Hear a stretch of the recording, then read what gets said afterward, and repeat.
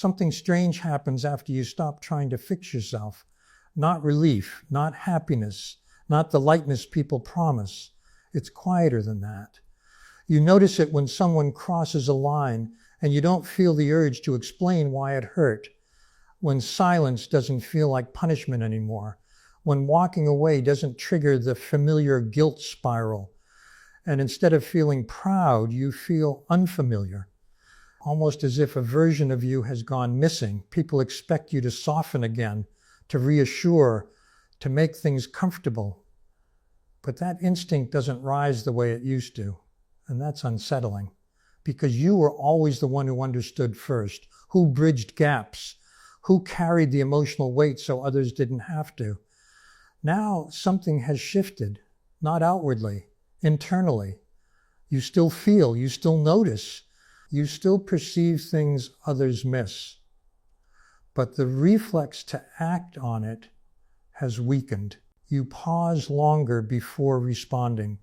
You let misunderstandings sit unresolved. You don't rush to repair every emotional disturbance in the room. From the outside, it looks like distance. From the inside, it feels like something loosening its grip. And this is where confusion begins. Because you were told that growth would make you warmer, more open, more available. Instead, you feel more contained, more selective, almost neutral. You're not cold, but you're no longer porous. People notice this before you do. They say you've changed, that you're harder to read, that you seem less affected. Some say it like a compliment, others don't, but none of them can quite name what's different. Neither can you. You just know that things that once hooked into you now slide off. Drama doesn't pull you in. Emotional chaos doesn't activate you. Urgency doesn't command your attention the way it used to. And yet, you don't feel numb. You feel grounded in a way that doesn't ask for permission. That's when the doubt creeps in. Am I becoming detached? Am I losing my empathy? Am I becoming selfish? Because the old version of you equated caring with involvement, with responsiveness, with emotional availability on demand. And now those equations don't hold. You can care deeply and still not engage. You can understand someone completely and still choose not to intervene. You can feel compassion without offering access. That contradiction feels wrong at first because your identity was built around emotional contribution. You were valuable because you felt, because you noticed, because you showed up emotionally when others couldn't. But now showing up feels optional, and optionality is dangerous to identities built on necessity. You start to see patterns you didn't notice before. How often people relied on your emotional presence without offering theirs in return. How frequently you were the stabilizing force while quietly destabilizing yourself. How connection often meant you absorbing what others didn't want to process. Seeing this doesn't make you angry. It makes you still. Stillness replaces urgency, and stillness changes your posture in the world. You listen more than you speak. You observe without inserting yourself. You let conversations end without rescuing them, not because you don't care, but because you're no longer afraid of what happens if you don't. This is where others misinterpret you. They think you've become distant because you were hurt.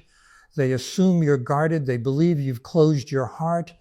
But that's not accurate. Your heart isn't closed. It's no longer wide open to environments that don't respect its weight.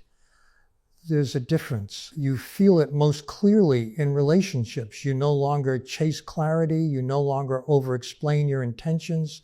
You no longer bend yourself to be understood. If someone misunderstands you now, you let it be. And that feels radical because you used to equate misunderstanding with failure. You used to believe it was your responsibility to make yourself legible. Now you recognize something uncomfortable. Not everyone deserves access to your inner explanations. That recognition doesn't feel empowering at first. It feels lonely because your old way of connecting involved transparency without filter. And now transparency feels earned. You don't offer your inner world immediately. You watch how people handle small truths before offering larger ones. You observe how they respond to limits. You're no longer impressed by intensity. You're no longer drawn to emotional volatility disguised as passion. Calm draws you now. Consistency, clarity, emotional neutrality that doesn't demand performance.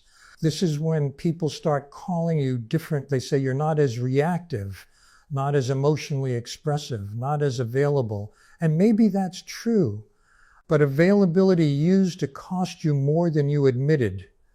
You don't feel the need to prove your empathy anymore. You don't feel the urge to demonstrate care. If someone feels it, they feel it. If they don't, you don't scramble to convince them. That shift is subtle, but irreversible, and it raises a quiet, unsettling question.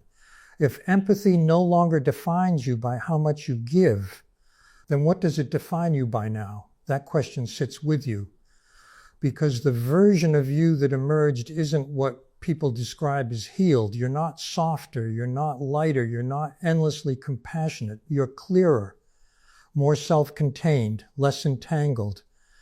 And clarity doesn't always look kind. It looks calm in moments where kindness used to be reactive.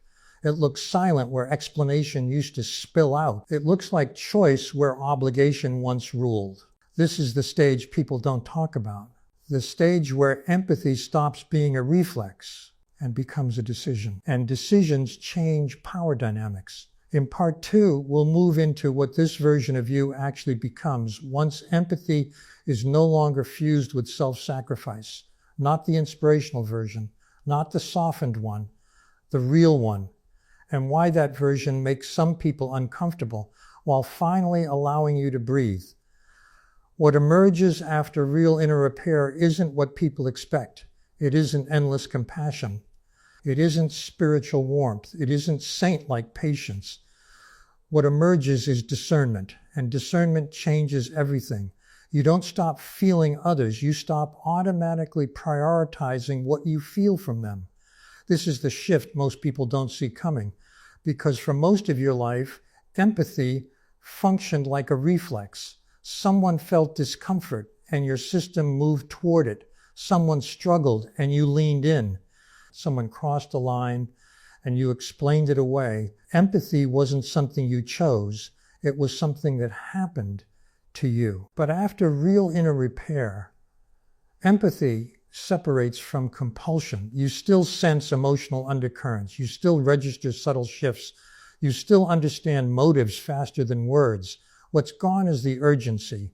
That urgency was never love. It was conditioning. It was the learned belief that emotional awareness required emotional responsibility.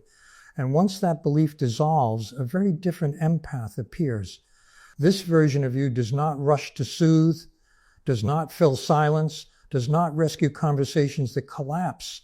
You allow discomfort to exist without intervening, not because you're cruel, because you finally understand something deeply unsettling. Not every emotional disturbance is yours to resolve.